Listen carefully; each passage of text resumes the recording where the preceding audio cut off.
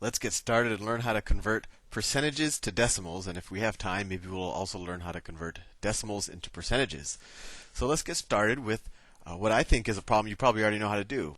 If I said I have 50%, I don't know if I wanted to write that thick, but we'll go with it. Actually, let me change it to a thinner one. And I want to turn that into a decimal. Well, you probably already have a sense of what decimal represents 50%. If I told you we're having a sale and it's 50% off, you know that's roughly half off. Or another way was, how do you say half as a decimal? Well, that's the same thing as let's say 0.5. So you might have known that in your head, but how would we, is there a system for being able to convert this 50% to 0.5? Well, it turns out it's pretty straightforward. All you do is you say, whatever percentage it is, that's the same thing as the number over 100. Right? And 50 over 100 is the same thing as 5 over 10 or 0.5. Now, even a simpler way of converting percentage to decimals, and this I think you're going to realize converting a percentage to a decimal or the other way around, you can pretty much do in your head, is if I say, let's say 50, and I'm just going to add one decimal of accuracy here just to show you a point. 50%, right? If I want to convert that 50% into a decimal, all I do is I get rid of the percent sign. So I'll do it here. 50%. I get rid of the percent sign, and I take the decimal point, and I move it over 2 spaces to the left. So I say 1, 2. So this is where the new decimal is. So this equals we could say 0.500. So 50% is equal to 0.500.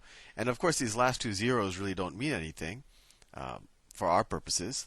So we'll get rid of them. So that's the same thing as 0.5, or just 0.5. 50% equals 0.5. So you're probably saying, well, sure, that looks easy, but what if the problem gets a little harder? 50% I could have done in my head. So let's try some, I would say, slightly harder problems. If I were to tell you that, let's say, 16.32%. Well, let's just do it the way I just showed you. We can get, I'll rewrite it down here, 16.332%. So if we get rid of the percent sign, scratch it out, we just have to move the decimal over 2 spaces to the left. So 1, 2. This is the new place for the decimal. That decimal goes away. So it's 0.1632 is equal to 16.32%.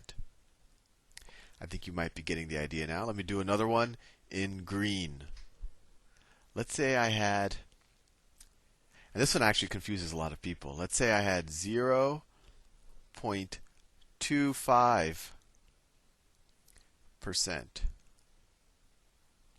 So the important thing to remember is, I'll rewrite it here, 0.25, and maybe I'll write 0.2. And you might probably wondering why I'm doing this, but I think you'll see in a second why I wrote that leading 0 there, even though it doesn't seem to add much to it. 0.25%. Well, just what's the system I just showed you? You get rid of the percent sign, and you move the decimal over 1, 2 spaces. So that equals 0.0025. So 0.25% is equal to 0.0025. And you could put a leading 0 here if you want. Some people, it's actually, I should probably tell you to always do that because it makes it easier to read. So 0.25% is equal to 0.0025. And I want to just contrast that with 25%. 25%. What do you think that equals? Well, you do the same thing that we've been doing. You get rid of the percent sign and you move the decimal space. In this case, actually, let me leave that there. I'll just rewrite it here. 25%. And you're probably saying, where's the decimal in this? Well, the decimal is after the number because that 25% is the same thing as 25.0%, right? So if we get rid of the percent sign, we move the decimal over 2 spaces to the left, and that equals 0.25 as a decimal, or 0.250, but we can ignore that last zero.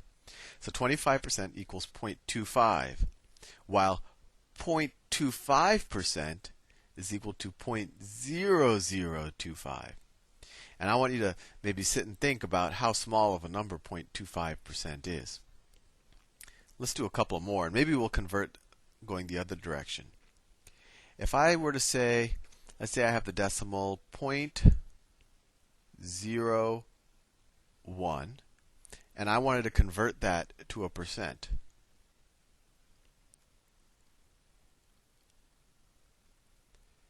Well, here we just do it the opposite. We could look at it two ways. We could say, well, whatever number this is, we multiply it by 100 and add a percent sign.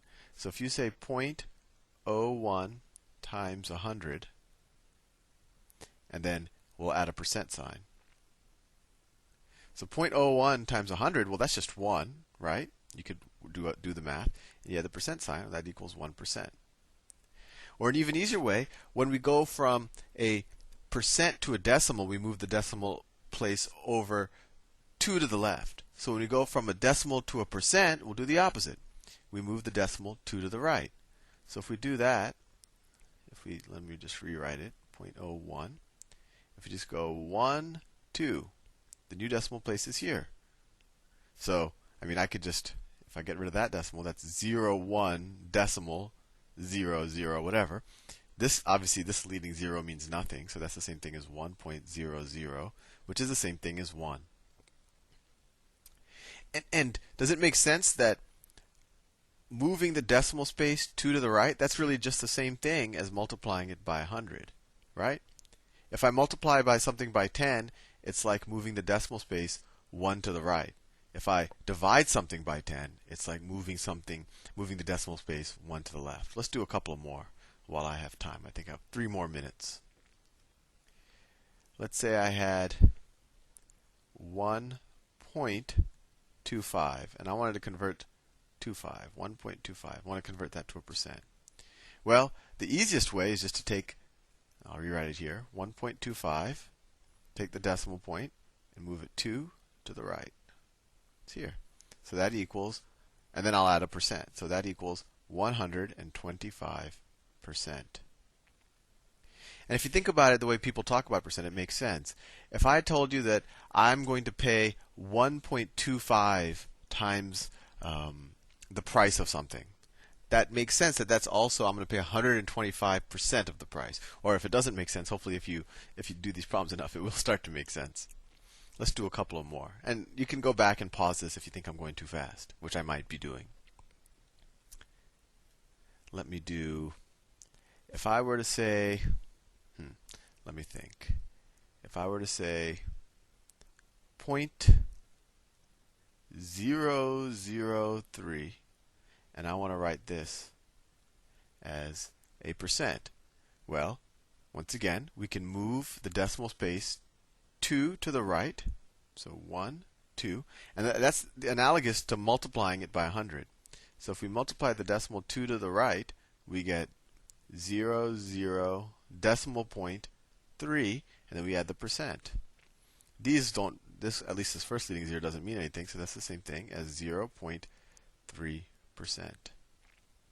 So the important thing to realize is when you're converting from a percent to a decimal or a decimal to a percent, you're really just moving where that decimal point is. And if you run out of spaces, you just have to add or get rid of zeros accordingly. And the important thing to always have in your mind is when I convert from a decimal to a percent, the number in front of the percent sign is going to get bigger. And when I go from a percent sign to a decimal, I'm going to get a smaller number. Like if I say 25%, that's the same thing as 0.25, right? So this is a percent, and this is a decimal, right? So I went from a bigger number, 25, to a smaller number, 0.25. 25% is equal to 0.25. Similarly, if I had a decimal, let's say 0.1, when When I convert it to a percentage, it's going to be a larger percentage. So 0.1 is the same thing as 10%. And how did I do that again? Well, I said 0.1. I add an extra 0 because I'm going to have to move the decimal space over to the right twice. So I go 1, 2, and I get a 10%. Hopefully that answers all your questions for now. Have fun.